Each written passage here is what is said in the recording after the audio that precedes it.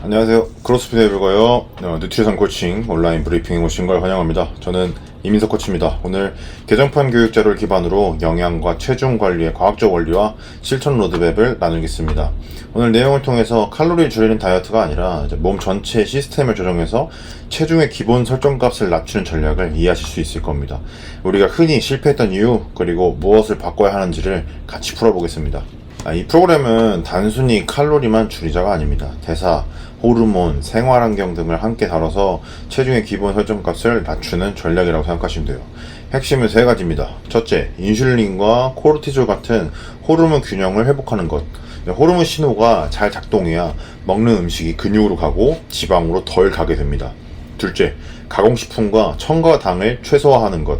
단순히 배부르게 먹는 게 아니라 신호와 대사를 깨끗하게 유지하는 게 목표예요. 셋째, 수면, 스트레스, 운동을 함께 개선하는 겁니다.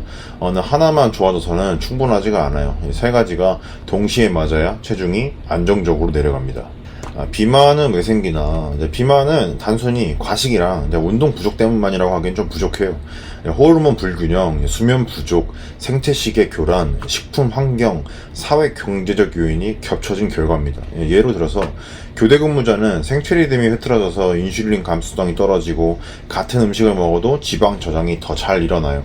또 초가공식품 위주 식단은 빠른 흡수랑 낮은 포만감 때문에 과식을 유발하죠. 즉, 비만은 의지 부족이 아니라 환경과 신호의 문제라고 볼 수 있습니다. 우리가 주의 깊게 봐야 할 거는 인슐린이나 호르몬인데, 얘는 저장하는 강력한 호르몬이라고 생각하시면 돼요. 인슐린은 우리 몸의 저장 스위치고, 밥을 먹으면 밥이 탄수화물이 포도당으로 저장되는데, 포도당 같은 에너지는 지갑 같은 글리코겐 저장소로 먼저 들어가요. 지갑은 금방 차죠. 지갑 크기가 크지 않으니까. 남은 포도당은 은행 같은 지방 저장소로 가는데, 여긴 사실상 무제한이기 때문에 지방을 계속해서 축적할 수 있죠. 그래서 인슐린 저항성이 생기면 같은 포도당을 처리하는데 더 많은 인슐린이 필요해지고 결국 지방 저장이 가속화됩니다. 따라서 인슐린 문제 해결은 단순히 칼로리를 줄이는 게 아니라 인슐린 신호를 건강하게 회복시키는 게 핵심이에요. 여기에 영향을 미칠 수 있는 게 수면과 스트레스입니다. 수면이 부족하면은 코르티졸이라는 스트레스 호르몬 수치가 올라가고 포도당 대사가 나빠지면서 인슐린에 대한 저항성이 심해져요. 실제로 연구에 따르면 단 일주일, 또 하루, 수면 부족만으로도 당뇨병 전 단계처럼 혈당 조절 시스템이 나빠질 수 있어요. 반대로 7시간, 8시간, 9시간의 수면을 안정적으로 하게 되면은 식욕 조절 호르몬이 있는데, 렙틴이랑 그렐린이라는 호르몬이 있는데, 얘네가 균형을 되찾게 돼요. 즉, 다이어트가 힘든 게 의지의 문제라기보다는 수면 부족 상태에서 몸이 먹고 싶다는 신호를 계속 보내기 때문이라는 게 굉장히 영향을 미칠 수 있다는 거예요. 수면과 스트레스 컨트롤하는 게 살 빼고 찌는 데 있어서 굉장히 중요한 역할을 한다고 할 수 있죠. 그리고 우리가 먹는 식품의 질에 대해서 생각을 해봐야 되는데, 초가공식품과 설탕 음료. 초가공식품은 가공이 많이 될수록 초가공식품이라 불리는데, 돼지고기는 가능한 비가공식품 계열이고, 햄은 초가공식품인 거예요. 이런 식으로 가공이 많이 돼 있을수록 초가공식품이라 불리는데, 이런 것과 설탕 음료는 비만에 확실한 영향을 미치는 강력한 촉매제예요. 그러니까 여러 가지 실험들이 있어요. 하버드 입원 실험 같은 경우에도 같은 칼로리를 맞춰도 초가공식품을 먹는 그룹이 하루에 500칼로리 더 섭취했다고 해요. 이 이유는 높은 기호성, 빠른 섭취 속도, 섬유 부족, 이런 이유가 속해 있습니다. 설탕음료 역시 아동, 성인 모두한테서 비만의 위험을 올리는 걸로 메타 분석에서 일관되게 지표가 나타나요. 즉, 초가공식품과 설탕 음료를 줄이는 것만으로도 자동으로 섭취 열량을 낮출 수 있다는 겁니다. 똑같은 음식을 먹어도 가공식품이냐 초가공식품이냐 물이냐 설탕 음료에 따라서 굉장히 큰 차이가 만들어질 수 있다는 거죠. 그리고 우리 또 다른 것도 봐야 돼요. 사회 경제적 요인, 요거까지 신경을 안 쓸 수도 있는데, 일단 저소득층이 비만에 더 취약한데, 그 이유는 구조적 때문이에요. 구조적인 이유는 건강한 식단은 비쌉니다. 그리고 패스트푸드는 싸고 우리가 쉽게 접근할 수 있어요. 또 저소득층 지역일수록 설탕 음료 광고가 더 많이 되는 편이고요. 편의점 밀도가 훨씬 높아요. 교대 근무, 야근 같은 노동 형태가 생체 리듬을 깨뜨려서 복부 비만을 더 촉진하기도 하고요. 따라서 이 개인의 의지 문제도 분명히 있지만 그 문제라기보다는 환경적 불평등이 체중 불평등으로 이어질 수 있다는 거죠. 그리고 설탕 음료만 문제냐? 또 그렇지 않아요. 그 중에 더 강력한 게 과당 음료고 인공 감미료 음료도 문제를 만들 수 있어요.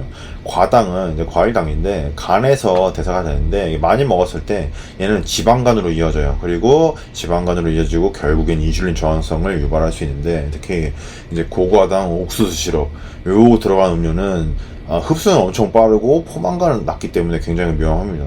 인공감미료는 제로 음료 같은 것들 WHO 가이드라인에서 최종적인 수준으로 권장되지 않고 있어요. 국제적으로 인공감미료 음료가 권장되지 않는다는 거예요. 문제가 있기 때문이죠. 단 설탕 음료를 이제 제로 음료로 바꿀 때는 아무래도 설탕보다는 제로가 낫다고 보여지긴 하는데 권장하지 않는다는 거예요. 그래서 결과적으로 어떠한 음료를 우리가 뭔가를 바꾼다고 할 때는 물이랑 무가당 차로 바꾸는 게 좋습니다. 그리고 식사 시간을 우리가 정해볼 수도 있어요. 여러 연구가 있지만 그냥 감량으로만 포커스를 한다고 했을 때 연구에 따르면 아침부터 이른 오후 6시까지 식사를 끝내는 시간 제한 식사를 했을 때 인슐린 감수성 부분, 혈압, 산화 스트레스, 식욕을 개선한다는 결과들이 꽤 많이 있어요. 이게 급격하게 체중이 줄지 않아도 어떤 이러한 호르몬 관련 문제, 인슐린 관련 문제가 좋아지기 때문에 결과적으로 좋아질 수 있다는 거죠. 그리고 장기적으로 이 습관을 유지하면 자연스럽게 6시 이후에는 덜 먹게 되니까 또는 안 먹게 되니까 체중은 자연스럽게 이제 감소할 수 있게 되는 거죠. 근데 이제 우리는 운동을 하는 사람들이잖아요. 이제 운동을 하는 입장에서 고강도 운동을 병행할 때는 퍼포먼스 저하를 막는 것도 신경 쓸 수 있죠. 누구는 감량만이 목표일 수 있지만 누구는 퍼포먼스를 유지하고 싶거나 또는 증진시키고 싶다고 할 때에는 훈련 전후, 운동 전후에 영양을 반드시 공급해줘야 돼요. 즉 시간 제한 식사는 건강과 체중 관리에 모두 도움을 받을 수 있긴 한데 운동 강도와 개인 상황에 맞춰서 식사 타이밍, 영양 공급은 상황에 맞춰서 조정해야 된다는 것을 알고 계셔야 됩니다. 그리고 운동을 어떻게 해야 되냐, 출석만 하면은 운동을 자연스럽게 이제 진행이 되고 있지만 내가 목표하는 게 뭐냐에 따라 내가 조금 더 투자할 수 있는 방향이 조금 달라질 수 있어요. 운동은 강도에 따라서 연료 사용하는 에너지 사용하는 시스템이 좀 달라지는데 저강도에서는 지방 사용 비율이 높아지지만 절대 칼로리 소모는 적어요. 고강도에서는 탄수화물 비중이 높지만 사용 비중이 높지만 총 칼로리 소모가 많아서 결과적으로 지방 소모가 늘어날 수 있어요. 따라서 유산소랑 근력 운동을 혼합해서 저강도, 중강도, 고강도를 다양하게 섞어서 운동하는 게 가장 이상적인데 이렇게 해야만 근육량도 지키고 또는 상승시키고 지방을 줄일 수 있기 때문이죠. 우리가 하는 지금 운동하고 있는 크로스핏이 이 형태입니다. 근데 여기에 추가적으로 내가 지방 감소를 위해 운동을 추가적으로 하고 싶다라고 하면은 우리 이제 근력 운동은 충분히 진행하고 있어요. 그렇기 때문에 근력 운동을 추가한다기보다는 저강도 유산소를 조금 추가해주는 방향이 가장 피로 관리 측면에서 좋습니다.